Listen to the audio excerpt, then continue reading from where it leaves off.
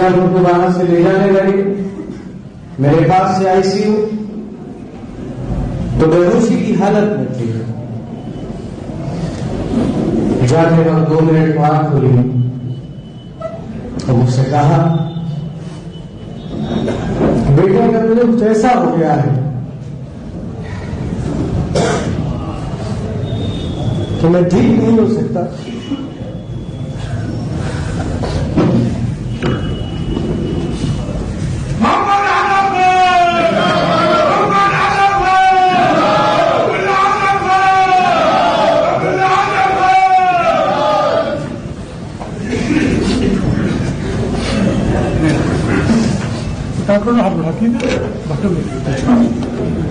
तो जो हो वो अपने घर जाके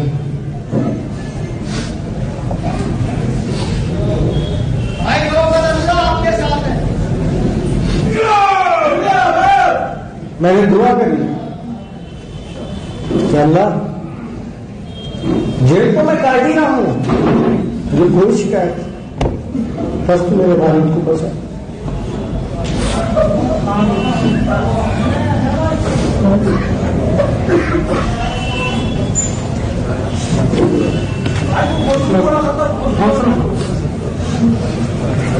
नाम राशि ज़हीर है और आप देख रहे हैं मेरा न्यूज़ चैनल जिसका नाम है न्यूज़ 9 टीवी। आजम खां, पूरा उत्तर प्रदेश नहीं पूरा भारत जानता है कि उसने मुस्लिम कौम के लिए क्या किया और किन मरहलों से वो गुजरे, और यूनिवर्सिटी बनाने के लिए अपनी सलाहियतें, अपनी जो भी मनसब और ताकतें उन्हें दी थी, तंत्र ने, संविधान ने, ऊपर वाले ने, ईश्वर ने, उन्होंने लगा दिया उस जगह कि वो अपनी कौम को पढ़ाना चाहते थे।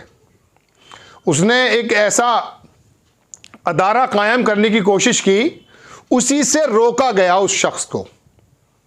उसने गालियां खाई, कौम की भी और विपक्ष की लोगों की भी, लेकिन वो बनाता रहा और ईंट पर ईंट चढ़ाता रहा। इसलिए चढ़ाता रहा कि उसकी कौम का आदमी पढ़ जाएगा, लिख जाएगा, तो वो जो सच्चर की कमेटी कहती है कि मुसलमान की जिंदगी यहां पर इस तरह से गुजर रही है कि वो कभी तो बताते हैं किसी जानवर को, और कभी दलित से भी ज्यादा बदतर जिंदगी, उससे उठाने का उसका एक प्रयास था।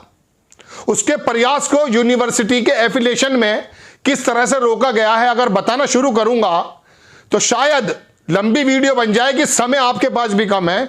सुनिए, उसका लड़का जब उसके बारे में बात बता रहा था, उसका शब्द मैं जानबूझ के ले रहा हूं, इसलिए ले रहा हूं कि वो नेता अपनी जिंदगी का आखिरी टाइम, या कहें आखिरी से कुछ पहला टाइम, बुढ़ापे का वक्त, रमजान का वक्त, गर्मी का वक्त उसने जेल में गुजारा।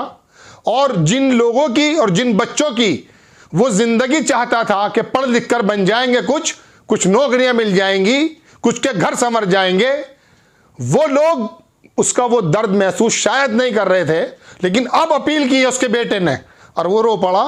आप उसकी वीडियो देखें, उसके बाद मैं आपके सामने आता हूं। जब उनको वहां से ले जाने लगे मेरे पास से आईसीयू, तो बेहोशी की हालत में थी। जाने वक्त 2 मिनट को आंख खुली और मुझसे कहा, बेटा का मुझे कुछ ऐसा हो गया है कि मैं ठीक नहीं हो सकता।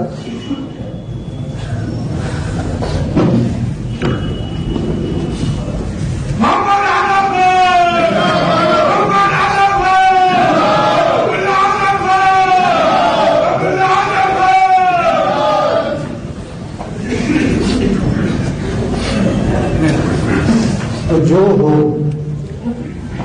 वो अपने घर जाके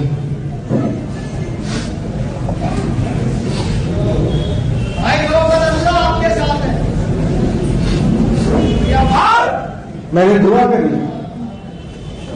कि अल्लाह, जेल तो मैं काट ही रहा हूं, मुझे कोई शिकायत, बस तू मेरे वालिद को बचा।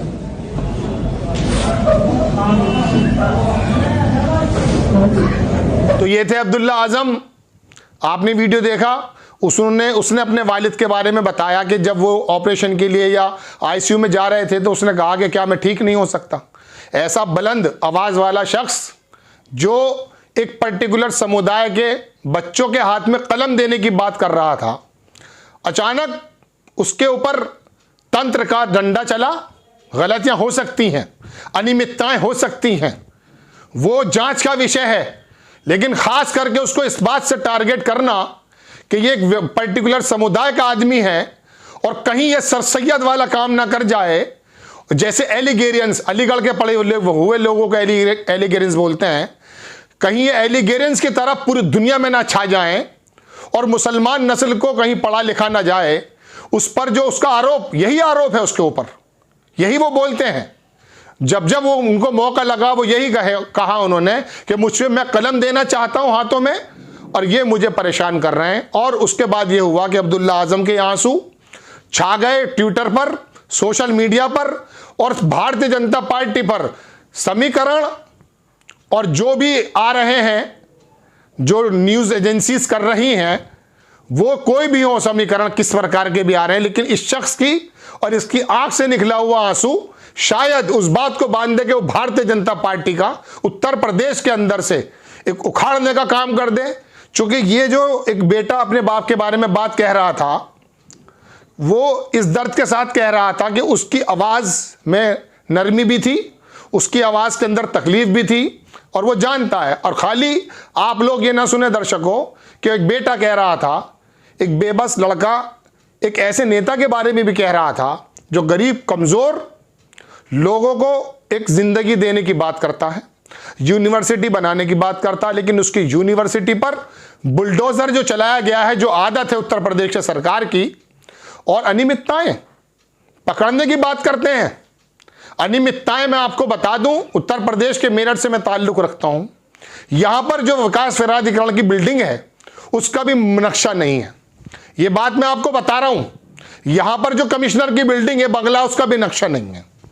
अगर आप अनियमितताएं पकड़ने पर आ गए, किसी शहर के अंदर पुराने में किसी का कोई नक्शा नहीं है, पूरा हिंदुस्तान बिना नक्शे के बना हुआ पुराना, और फिर अनियमितताएं बताते हैं।